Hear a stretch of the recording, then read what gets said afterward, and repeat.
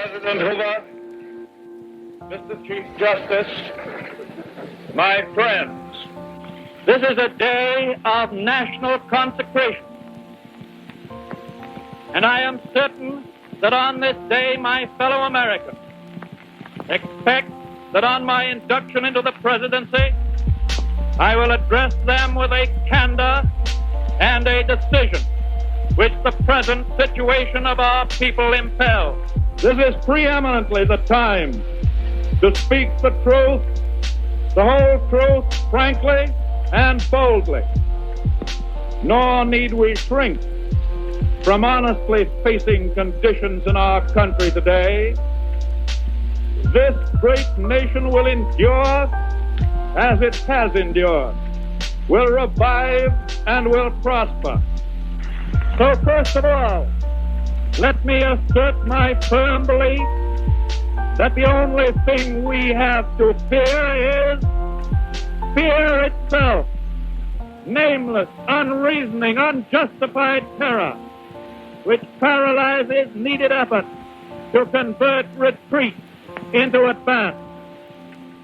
In every dark hour of our national life, a leadership of frankness and of vigor has met with that understanding and support of the people themselves, which is essential to victory. And I am convinced that you will again give that support to leadership in these critical days. In such a spirit on my part and on yours, we face our common difficulties.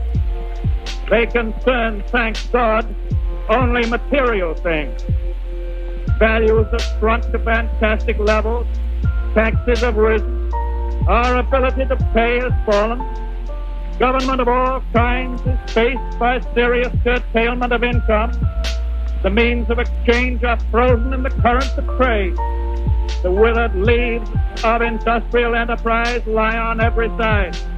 Farmers find no market for their produce, and the savings of many years in thousands of families are gone. More important, a host of unemployed citizens face the grim problem of existence, and an equally great number toil with little return. Only a foolish optimist can deny the dark realities of the moment. And yet our distress comes from no failure of substance. We are stricken by no plague of locusts. Compared with the perils which our forefathers conquered because they believed and were not afraid, we have still much to be thankful for. Nature still offers her bounty, and human efforts have multiplied it. Plenty is at our doorstep, but a generous use of it languishes in the very sight of the supply. Primarily, this is because the rulers of the exchange of mankind's goods have failed through their own stubbornness and their own incompetence, have admitted their failure and have abdicated. Practices of the unscrupulous money changers stand indicted in the court of public opinion, rejected by the hearts and minds of men. True, they have tried, but their efforts have been cast in the pattern of an outworn tradition. Faced by failure of credit, they have proposed only the lending of more money. Stripped of the lure of profit by which to induce our people to follow their false leadership, they have resorted to exhortation, pleading tearfully for restored confidence. They only know the rules of a generation of self-seekers. They have no vision, and when there is no vision, the people perish. Yes, the money changers have fled from their high seats in the temple of our civilization. We may now restore that temple to the ancient truth.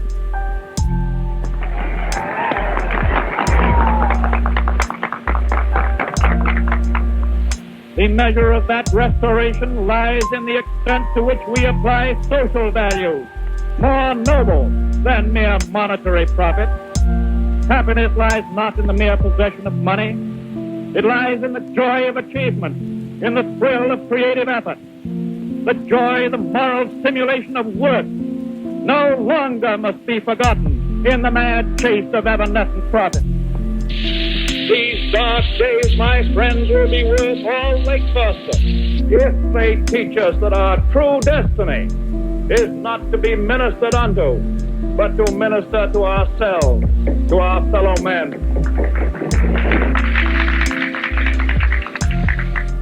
Recognition of that falsity of material wealth as the standard of success goes hand in hand with the abandonment of the false belief that public office and high political position are to be valued only by the standard of pride of place and personal profit.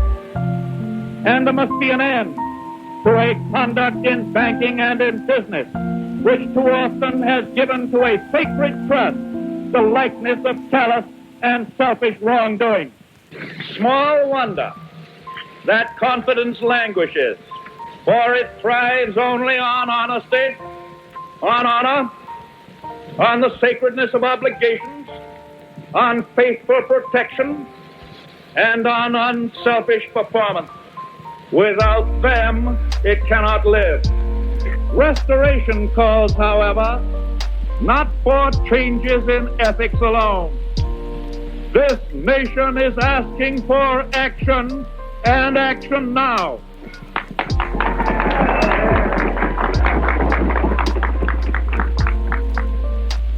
Our greatest primary task is to put people to work. This is no unsolvable problem if we face it wisely and courageously. It can be accomplished in part by direct recruiting by the government itself, treating the task as we would treat the emergency of a war, but at the same time, through this employment, accomplishing greatly needed projects to stimulate and reorganize the use of our great natural resources.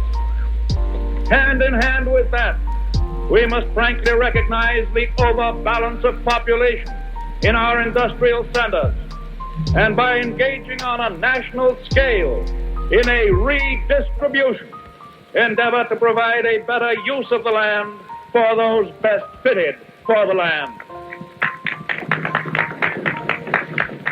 Yes, the task can be helped by definite efforts to raise the values of agricultural products, and with this the power to purchase the output of our cities.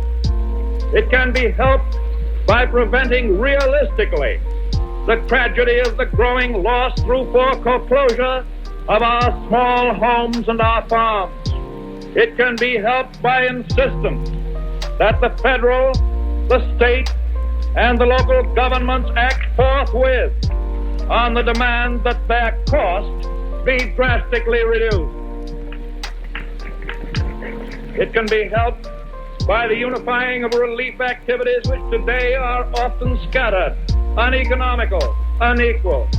It can be helped by national planning for and supervision of all forms of transportation and of communications and other utilities that have a definitely public character.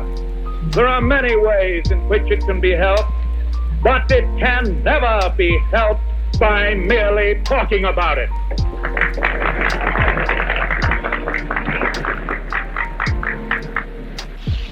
We must act quickly. And finally, in our progress towards a resumption of work, we require two safeguards against a return of the evils of the old order. There must be a strict supervision of all banking and credit and investments.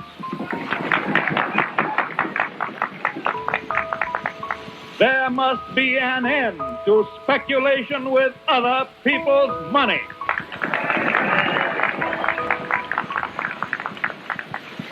And there must be provision for an adequate but sound currency.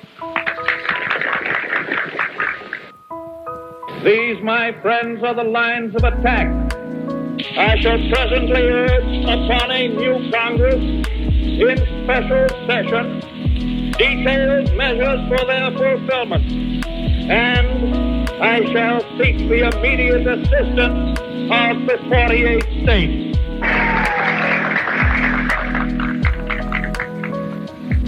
Through this program of action, we address ourselves to putting our own national house in order and making income balance outgo. Our international trade relations, though vastly important, are in point of time and necessity secondary to the establishment of a sound national economy. I favor, as a practical policy, the putting of first things first. I shall spare no effort to restore world trade by international economic readjustment, but the emergency at home cannot wait on that accomplishment. The basic thought that guides these specific means of national recovery is not narrowly nationalistic.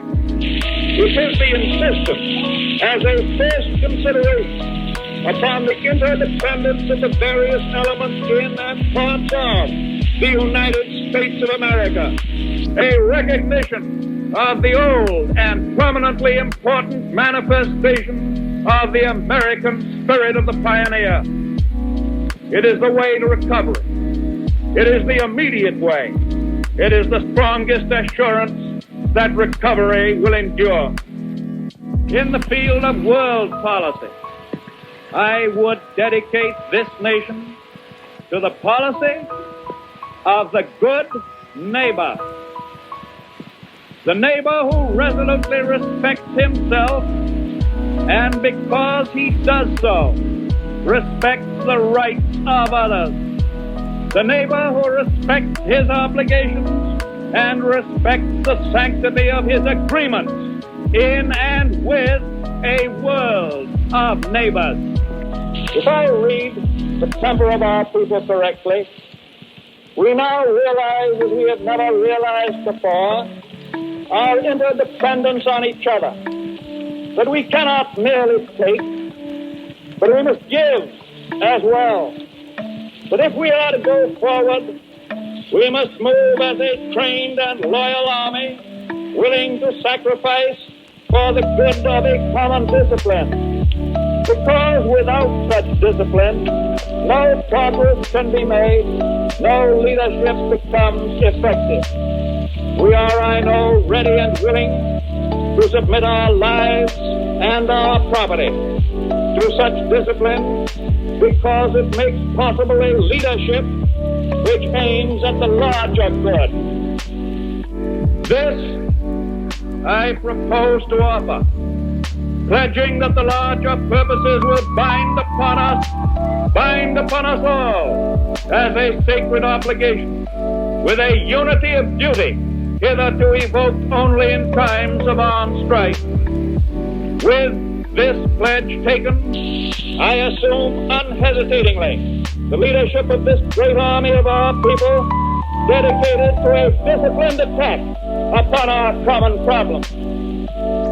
Action in this image, action to this end, is feasible under the form of government which we have inherited from our ancestors.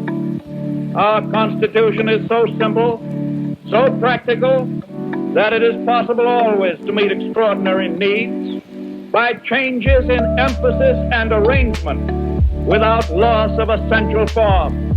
That is why our constitutional system has proved itself the most superbly enduring political mechanism the modern world has ever seen. It has met every stress of vast expansion of territory, of foreign wars, of bitter internal strife, of world relations.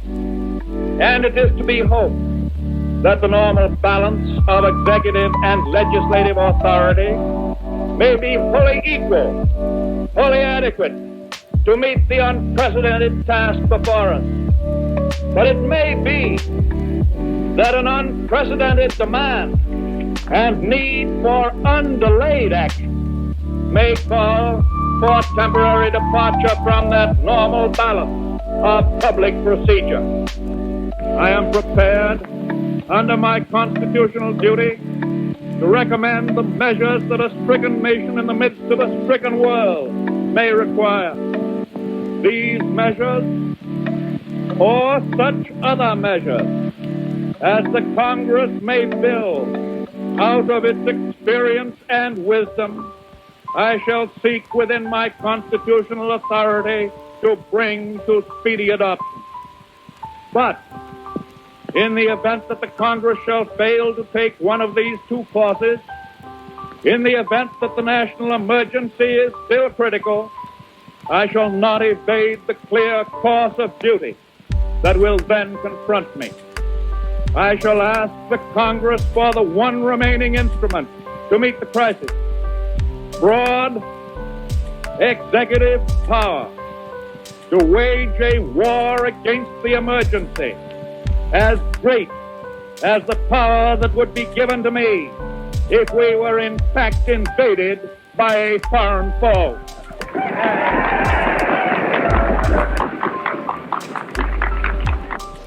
For the trust reposed in me, I will return the courage and the devotion that befit the time. I can do no less.